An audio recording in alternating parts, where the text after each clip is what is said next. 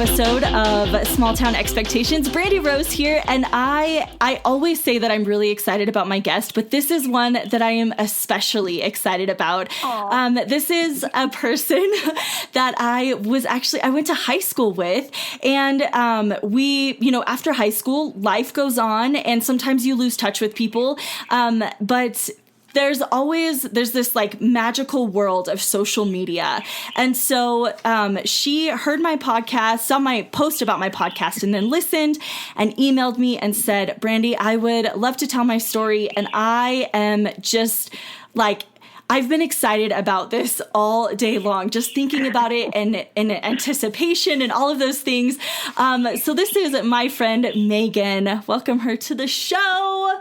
Hi, Brandi. I'm just as excited as you are. And, like you said, social media is just amazing. I don't know how long it's been since I found you on Facebook, but I just remember finding you. I was like, oh my gosh, it's Brandi. I haven't talked to her in like forever. So yes. And what's crazy is, so, you messaged me. And so then I'm looking back on like in some old messages, and we've chatted off and on through the years, like, hey, how are you going? How you doing? And you told me some stuff about your kids. I didn't really pay attention to the timestamp, but it was significantly, a significant amount of time has passed since we talked about your kiddos. And now, we're just catching up again, and I love it. So yes, definitely. So first of all, Megan, the first thing that you have to tell everybody is how old you are and where you grew up. Okay, well, I am currently 32, and I grew up in Farmington with you, small town. In fact, actually, I grew up in the same house on the same street, literally from birth until 18 when I graduated high school and moved to Texas. Serious? Yes. That's really crazy. Yes, it was very crazy. And it's so funny because, I think moving, especially when you grow up in a small place, I think moving is a really, really big deal. I think it changes you in very significant ways. I think you really start to, just start to see the world as a bigger place. And whether you move when you're 8 or 18 or, 88. I think that has kind of the effect on people. So in some ways it was really eye-opening to move, especially when I was moving so far away, because I moved way out to the other side. I'm in East Texas. But what's ironic about that is that I moved out there to work with a ministry, and the ministry was located in a town even smaller than Farmington. If you people joke about one stop sign towns. Well, that's literally where we were at. What was the ministry that you were working for? I went out there to work with Teen Mania Ministries. They're not around anymore. They've been gone for a few years now, but I did spend, 2.5, 3-ish. Well, actually, I guess it was technically 4 when I went back to work for them. Anyway, I spent a number of years working for them and with them. And yeah. Cool. So you grew up in Farmington, and then you moved to East Texas, so just for our listeners, you have to explain a little bit about East Texas. What is that like?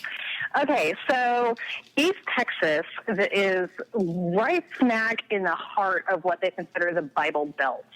And I kid you not. So the town I live in now is called Tyler, and it's about half an hour from where the ministry I used to work at was. And Tyler is a little bit bigger than Farmington, but it still has that small town feel. But being in the Bible Belt, I kid you not, there are over 365 churches in Tyler. Like, you could go to a new church every day and still not visit all of them. So very, very conservative. But also it still has that small town feel because people are very friendly. And there's a lot of, I don't know how this works, how people manage this, because Tyler is, bigger than Farmington, but everybody knows everybody here. It's insanity. Mm-hmm. And you'll meet someone and then you'll realize you've got 10 mutual friends, but those, mutual friends are all really random mutual friends. And, it's kind of interesting. So definitely still has that small town feel. I went to college in a little town that's in like central Texas, and our sister school is Mary Hardin Baylor, which is in Tyler. So I went to Howard Payne University, and then we would do like leadership conferences and things like that with the university that's in Tyler. And I remember them, talking about Tyler and how they go over to Louisiana and all of that.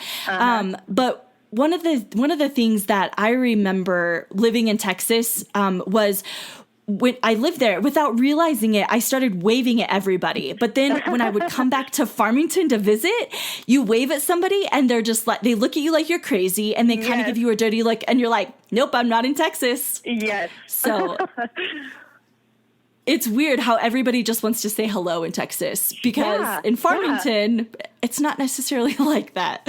Yeah, in Farmington, people are just like, they're just minding their own business. And in Texas, everybody's up in your business. Like, Yes. Well, and Farmington has that too. But Texas is like, the saying, well, bless your heart. It really means you're a giant idiot. Yes, I was just going to say that. It's we're going to be up in your business and then we're going to just bless your heart over it. Yes, exactly.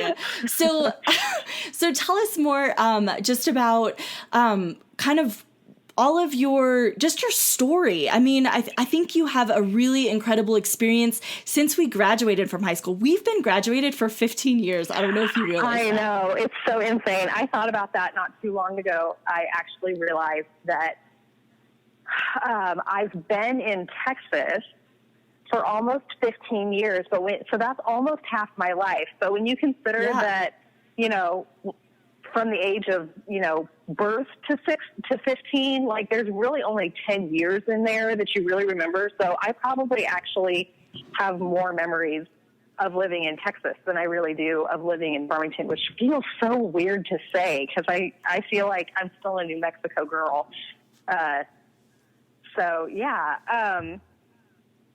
Okay, my story. How much time do we have? No, just kidding.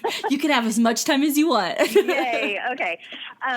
So I mentioned that I moved out here to work with Teen Mania Ministries, and I knew that was what I wanted to do even in high school. I think I decided that I wanted to go work at Teen Mania my sophomore year. I want to say it was my sophomore year in high school.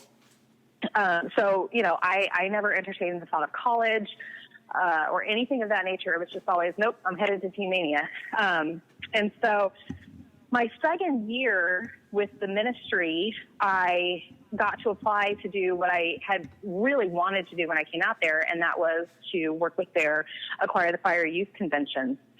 And so I was accepted to be a graduate intern and work on their ministry team doing that, which was the most amazing experience. So this is where I really went from,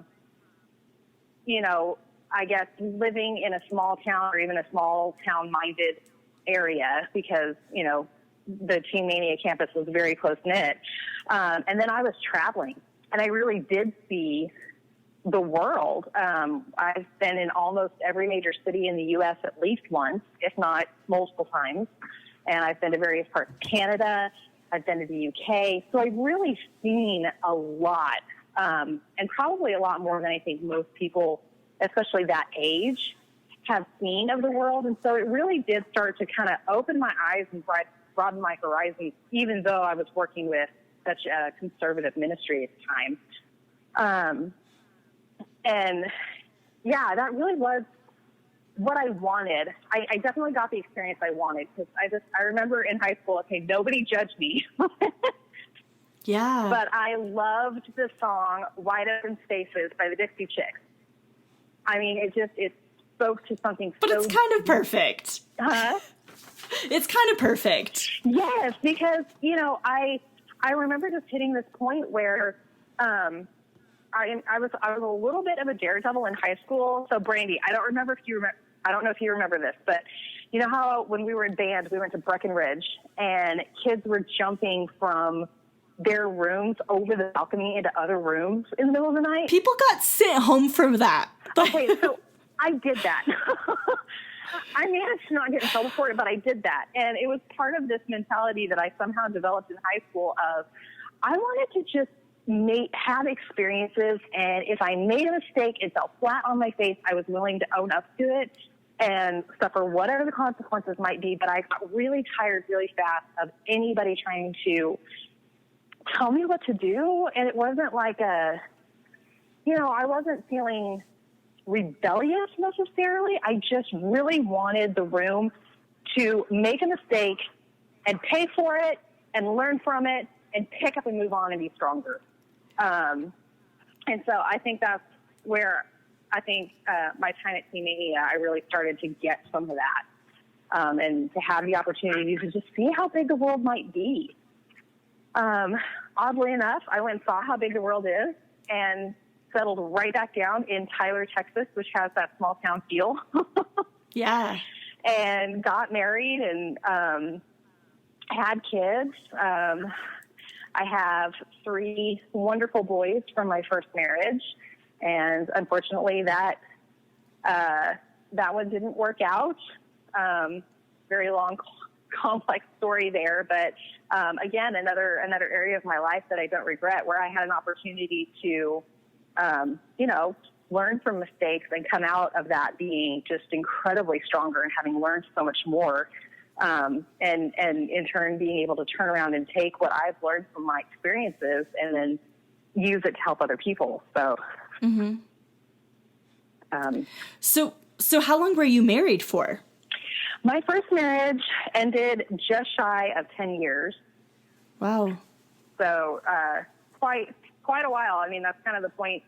Usually you think after like 3 or 5 years, you're like, oh, I'm home free, because they say most divorces kind of happen in that time span, but that's not always the case. Yeah. So is he from Tyler? No, actually, he was from Pennsylvania. I used to give him grief because he would claim he was from Pittsburgh. And really he wasn't. He was from this tiny little town north of Pittsburgh that was even smaller than Farmington. His graduating high school class was, I think, 8 people.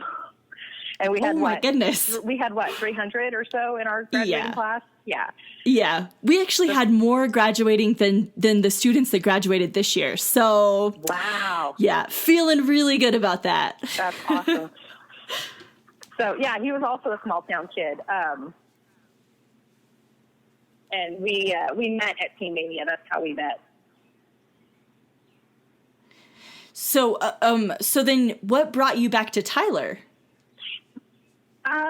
Okay, so when I was done at Team Mania, when I was done touring with Aspire to Fire, I thought, well, it's time to settle down and get a degree and a job. And at the time, I wanted to pursue a degree in American Sign Language interpreting.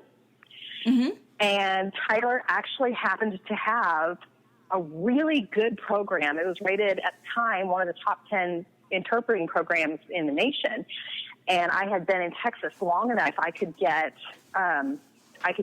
resident status at the school, so my tuition would be cheaper.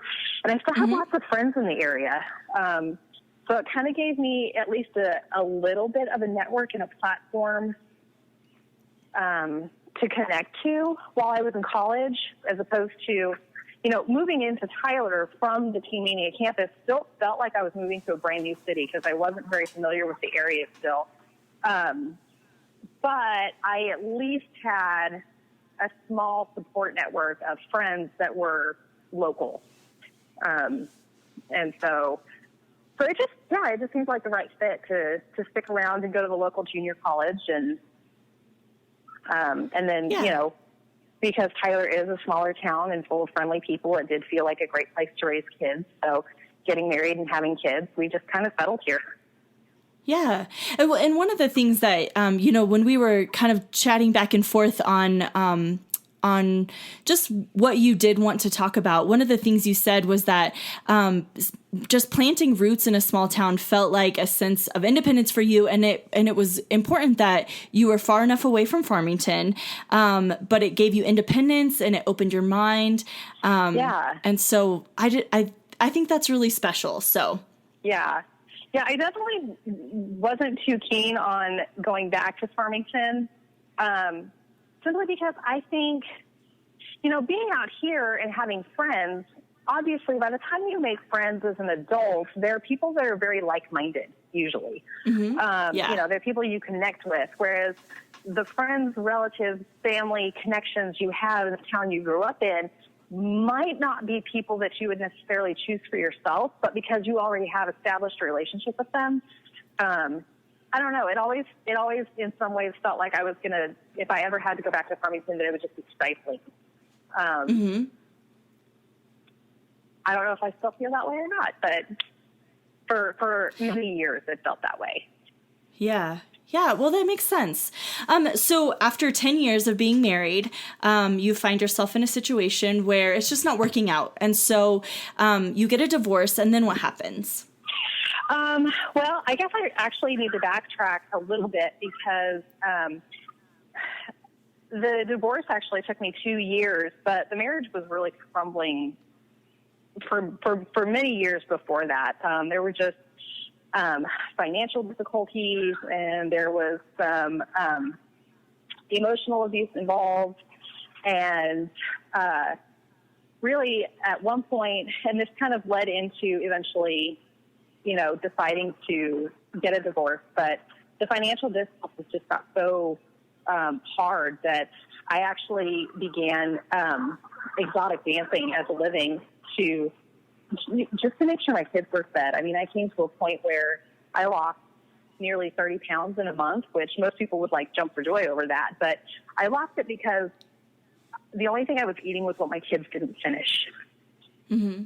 And we had spent 2 years not only living paycheck to paycheck, but having to supplement those paychecks with, the tax return and with credit cards. And we were staring down the barrel of running out of yet another tax return and no more credit cards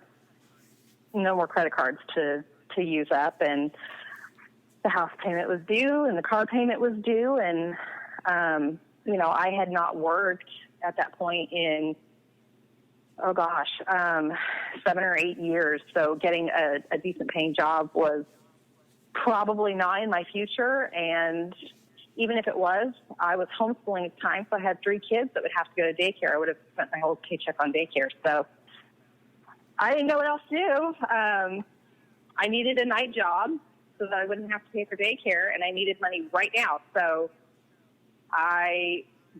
the very first time I ever walked into a club was the night that I went in and asked for a job. And so was that in Tyler, or was that in kind of a surrounding city so you wouldn't know people? How did that look for you? No, actually it was in Tyler. And I didn't worry too hard about anybody knowing me because at that point I was still very much, my strong connections were church people, people I knew from church or from ministry. And so I kind of figured if anybody walked in that I knew, they'd be just as embarrassed to see me as I was to see them. So I really wasn't. Yeah, that makes sense. Too worried about it because there is still very much that conservative mindset regarding exotic dancing in Tyler. It's one of those places mm-hmm. where if you run into someone from church, they're going to be begging you not to tell anyone. But for the most part, I actually found while I was in there that it wasn't church. It wasn't the conservative people being sneaky, going to the strip club when they shouldn't be. It was more people that, were accepting of, the culture and enjoying the art. So yeah, I didn't really run into anybody that was being overly sneaky about it. So. Okay. Yeah. So, how long did you find yourself dancing? I danced for almost 3 years. And during that time, I did get my divorce. It took me about 2 years because I made the penny mistake of trying to halt the divorce and put it back together. However, I don't even regret that because the action of halting the divorce and trying to put it back together is what led to my now ex-husband and I attending a New Year's Eve party where we bumped into a guy I had done some modeling work for, and he was like, "Oh, my buddy needs some actors for this film he's producing. You guys would be perfect." And that buddy of his is now my current husband, who's amazing. Wow. Yes. Crazy, insane ride, but that is so awesome. Yes. So I would not have actually met my husband probably if I hadn't been at that party. Yeah. So, you were married while you were dancing, and your divorce is finalized. And so what happens next? Because all of this was really for your kids. And so are your kids and you're still homeschooling your kids even today. Is that right? No, actually, I did finally put them in public school. It was a year ago this past January. So, this past year, they just completed their first full year of public school. But yeah, in order to quit, be able to get out of the club, because, it is, as much as I learned there, like I got so many positive things out of there, like really accepting myself for who I am. And, oh, hold on just a second. What? My husband's holding the baby and he's That's okay. staring at me. Oh, you're so cute. See if he'll lay down and have a nap, and if not, okay, try a bottle. Okay, this one time. Yeah. Okay. Where was I? Oh, yeah. Okay. So, as much as I learned, how to love myself, and really accepting my body, the way it is, because, I started dancing, a lot of women who start in that line of work, they're young, they're 18, they have perfect bodies. And I was when I began, I was 29 and I had 3 kids. But yeah, just, the sense of confidence I gained, and just acceptance of myself, acceptance of other people. I mean, I really learned a lot. And actually, as ironic as it seems, the one thing that I gained the most from my time there was a true understanding of the amount of grace that God has for us. And, because according to how I grew up, people would tell me that, I was lost and God hated me. And I really felt a lot of that condemnation for a long time. And then, just really started to realize that there's so much more love and there's so much more grace than that. And I think, not only does God extend that to us, but he does that so that we can extend that to other people. And it's really changed the way I interact with other people, which has definitely been a benefit. But it is difficult, and there are things about it that are not so positive. I did find myself in abusive situations, and it's hard work, being up all night, and it's hard on your joints, it's hard on your body, it's hard on your sleep cycle, it's hard mentally and physically, and it can be hard emotionally sometimes. And so I just knew it wasn't the place that I wanted to be. And anybody that's been in that line of work will tell you that you have a time limit. You're going to get older. It's going to be harder to make money doing that kind of stuff. And so you really have to have a plan B. And so my plan B became opening my own aerial dance studio. And so I worked very, very hard while I was training to get certified in aerial dance. This is this is in the middle of my divorce. And my ex-husband at the time, we were still living together, and he was going to school, so he had no job, and I was bringing home all the income. So my Monday through Friday in the morning, I'd get up and I was your typical stay-at-home mom who homeschools.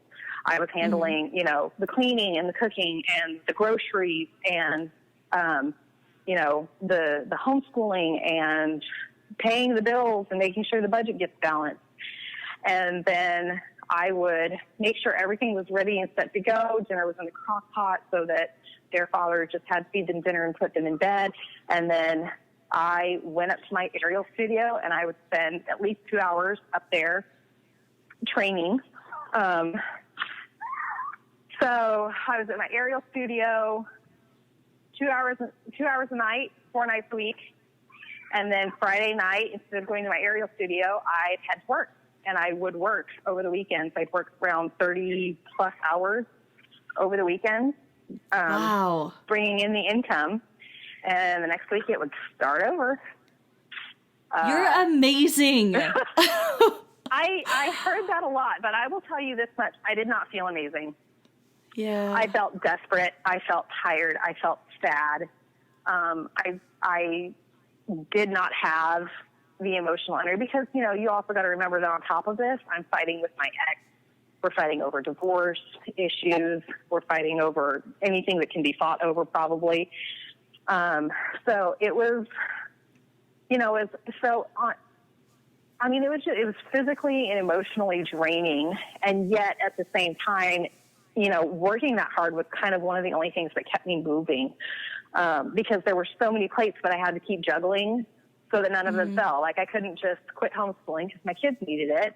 And I couldn't just quit taking care of the house because then no one would take care of the house. I couldn't just quit working because then we wouldn't have any income. And I couldn't quit this dream of opening this studio because then I was basically condemning myself to working nights for the rest of my life. And I didn't want to do that either.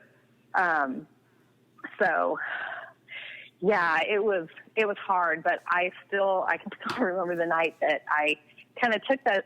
It was a leap of faith at the time because my studio classes were not up and running. I didn't have as many clients as I was really hoping for, but I had a point where I realized that I was wasting physical, mental, emotional energy by working nights. And if I took that energy and began pouring it back into my business, that I would, begin reaping better rewards for the classes that I was offering. So, but I still remember going up there and cleaning out my locker and, crying as I told everybody goodbye. And yeah. So now do you still have your aerial studio? Is that right? I do. In fact, I'm blood, sweat, and tearing it through another transition with that. My original space I was renting from someone else, and now I am working towards getting my own space and opening up more classes and doing more advertising. And it is a dream that I'm so excited. I feel like I'm finally catching steam and getting momentum. And so it's like just unbelievably thrilling. And yet the technical aspect of getting financing and, just getting all my ducks in a row and making sure I don't lose my current students and, having to turn people away because people call me. They're like, hey, can we, because I also teach pole now. Hey, I'm looking for aerial classes. Hey, I'm looking for pole classes. And I'm having to tell them, I'm really sorry. We're transitioning. Please don't run away. Like, come back. Just come back in like a month, okay? Yeah. Well, you can just plug your studio and all of your stuff. As soon as it's all up and going, girl, I will tell everybody in Texas. Yes. It's going to be awesome. I'm really, really excited. But it's, I kind of, we all go through seasons of life, I think, that are very much like childbirth. If you know anything about the way childbirth runs, like you go into early labor and your contractions are they're spaced out 5, 10, 15 minutes, and then they slowly get closer together, and then you hit this point where it's like super intense and all your contractions are kind of one on top of the other. And they call that transition because it's the hardest part right before you start pushing, right before you get your baby. And I feel like we have so many of these transition periods in our life where, you know, you're feeling the pressure and everything feels so hard and you think you're never going to be able to make it. But that's always right before the big break happens. So I'm just keeping my fingers crossed that my big break is actually like right around the corner and I'm not going to have to like do this for a long time. Yes. Yes. Well, all the moms who just heard that analogy are like, yes, that's exactly how my life is. Yes. I have never birthed a child, but I definitely, I mean, I have a sister who has, and so I appreciate that analogy. Yes. Tell us about your kids and how raising your kids in Tyler, like what that's been like. Well, I almost feel like I can't quite give you a great answer on that because unfortunately, you know, my marriage was so bad. I was incredibly isolated. And unfortunately my kids kind of suffered from that as well. However, you know, now that I'm on the other side of it and we are thriving and my kids are in public school and they're thriving and I have more, social outlets than I have in probably the last 10 or 11 years of my life. I have to say I really actually enjoy it. That friendly atmosphere, it's been really interesting to me because as my outlook on the world has changed and I've become less, I guess, or I've become more open to people and people who, you know, might think differently from me, I've realized that there's actually a lot of those kinds of people here in Tyler. And, you know, even within the religious or the conservative community, I'm still finding a lot of people like that. So, yeah, it's been really great because my kids get to be in an environment that is very safe. We don't have quite the same, or at least I've not encountered quite the same kind of, you know, drug and alcohol addictions in Tyler that, you know, I remember there being in Farmington. So it feels like a very safe place to bring up my kids. Tyler is a little more affluent, even though I'm not. You know, so the schools are pretty good, and so my kids are benefiting from that, which is great. But I also have found, you know, these groups and these pockets of people who are more open, are more loving, are more accepting of others. And so that's also, you know, my kids are also going to benefit from that because, you know, I can show them and teach them how to love others unconditionally.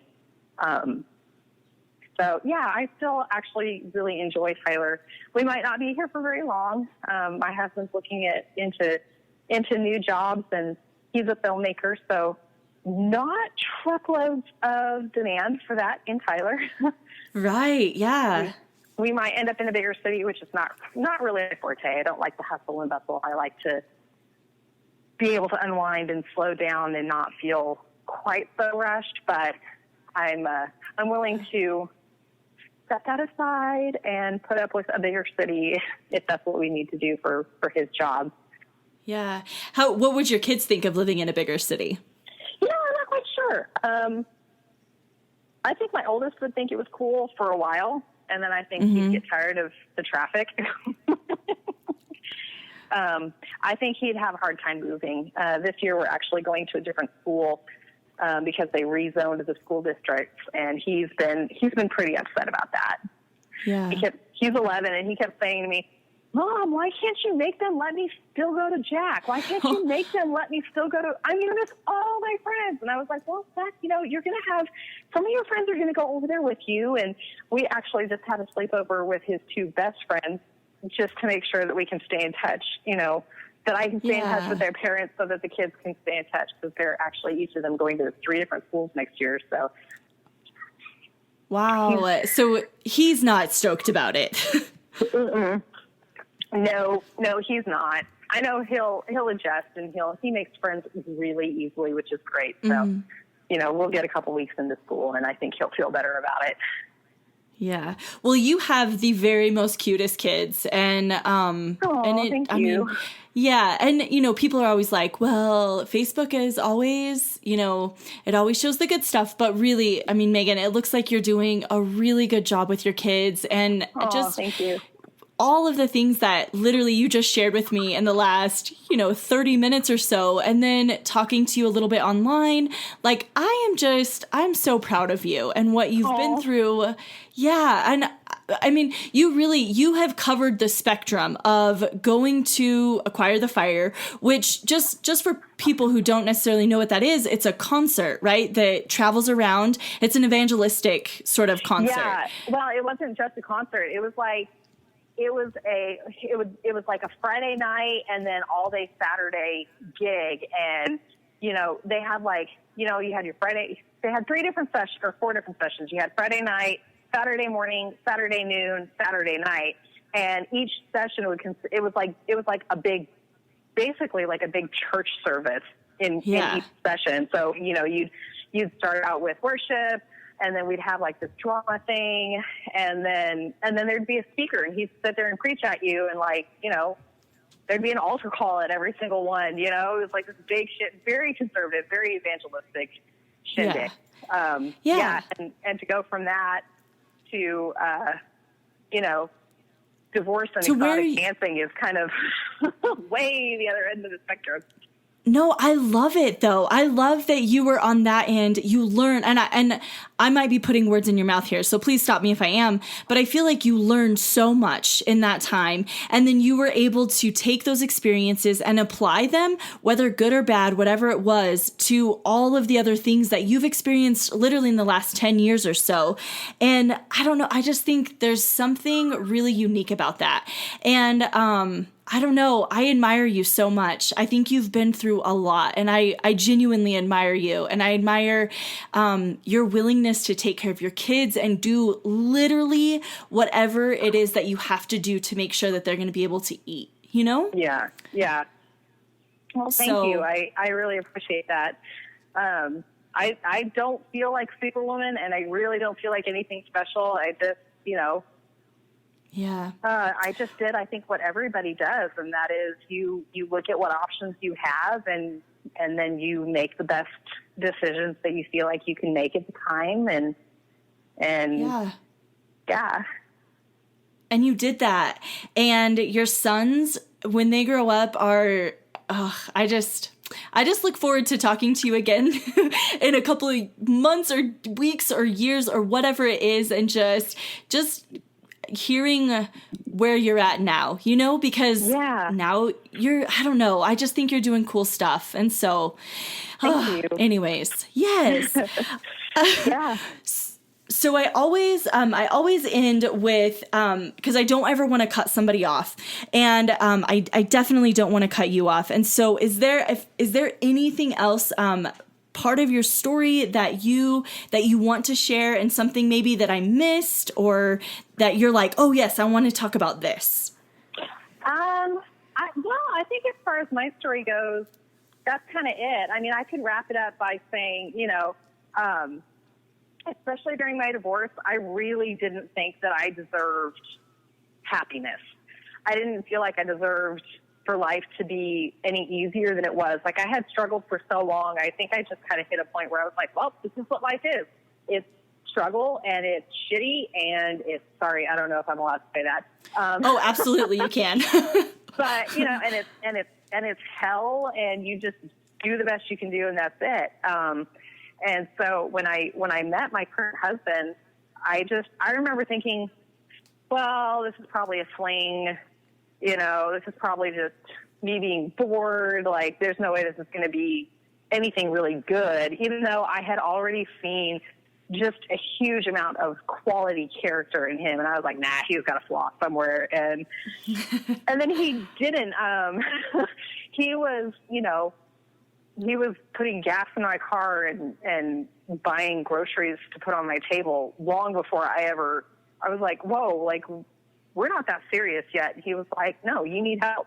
You're running this studio, and you're taking care of your kids, and and, you know, if I can do this little bit, I will. And I was like, okay. And yeah, it was so insane. Yeah. Like our lives just very seamlessly just integrated. Like there's not really any point where we started dating or any point where we got serious or any point where we were like, quote unquote, engaged. It was like watching two magnets just slowly come together. And so, you know, being where I am now and looking back, like, you know, there's so many times you wish, I don't know if you've ever like written a letter to your future self. Like I've had, you know, high school teachers tell, you know, do that kind of project or whatever, like write a letter to your future self, you know, and in a year you open it or whatever. But man, there's so many times I wish I could go back and write a letter to my past self and tell her how much better it really is going to be on the other side of everything. And so since I can't go back and tell her or myself, I guess, you know, that things do get better.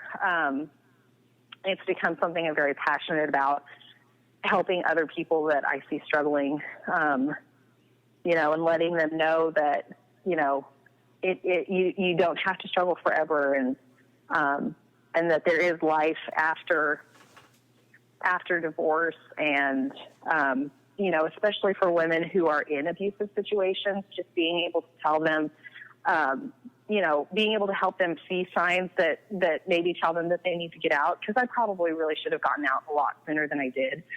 Yeah.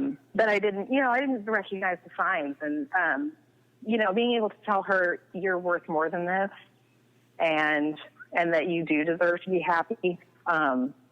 And that you do deserve a healthy relationship, and, you know, just all those things that I wish I could go back and tell myself. I now get to put out into people who are hurting right now. And so that's definitely a blessing to me. It makes me feel like everything that I've been through is worth it. If I can give hope and encouragement and strength to someone else, not give strength to someone else, but help them find their own strength. Like, you know, to see it and point it out and help them find it, so that they can pull it out of themselves and really own it, you know? Yeah. I think that, you know, as a woman of faith, I think for sure that the person that needs to hear that is going to hear that, right? You know, as soon as they hear your story, it's going to resonate with them. And I think it's going to be very encouraging. And I just appreciate you sharing that story and sharing that hope and that wisdom. Really, it is wisdom, you know, with anybody who might hear it. And so, and even for me, it's very encouraging, to know you in high school, hear all of this, all of the things that you've experienced. And then just to hear where you're at now, in 2018 is really refreshing and is very encouraging, even just for me. Yeah. So thank you so much. Yeah, I'm glad. I'm glad it's encouraging. Cool. Well, is there any kind of social media or your business or anything that you would like to plug in this little podcast? Yeah, absolutely. So I guess I wanted to say right quick, or mention, I guess, that I'm actually going to be doing kind of a GoFundMe Kickstarter kind of thing. And I'll be doing that soon to help me. I've got enough to put up probably about half of the ceiling work that I need done right now. Mm-hmm. So that'll be enough to at least help me get classes started, but it won't be enough to help me really get, you know, in the full swing of things. So I'm going to be doing that and offering for people to be able to sign up for their classes, like basically pre-register for a huge discount. And I'll sell some T-shirts for those people that want to help, that are, you know, maybe too far away to come to class or not interested in aerial dance or pole dance. So we'll be selling T-shirts and, but yeah, you can find us on Facebook at Tyler Sky Dance. Perfect. So if you, I'll put that link in the description of this podcast, but also if you want to send me any links to the GoFundMe, we'll put it in in the description. So, anybody who's listening can find you, in this description, definitely. And visit you on Facebook, all that good stuff. That would be awesome. So. Thank you. I appreciate that so much. Yeah, for sure. Cool. Well, Megan, thank you for coming on here, sharing your story, encouraging people. Whether you really realized it, you are amazing, and you, yeah, you're really giving people, I think, even if it's just, you know, one or two people, you're giving them motivation and encouragement, I think, in just their life in general right now. So thank you for that. Thank you. Yeah. Absolutely. So this has been another episode of Small Town Expectations. Thanks for hanging out with me. Thanks to Megan for coming on and sharing her story. You can follow us on any social media, Rad Brandi. If you are interested in being on this podcast, you can email me at brandirose9@yahoo.com or follow me on my WordPress site. It's radbrandi.com. And, you know, if you need to get in touch with Megan, all of those links are right here in the description. And until next time, have a wonderful week.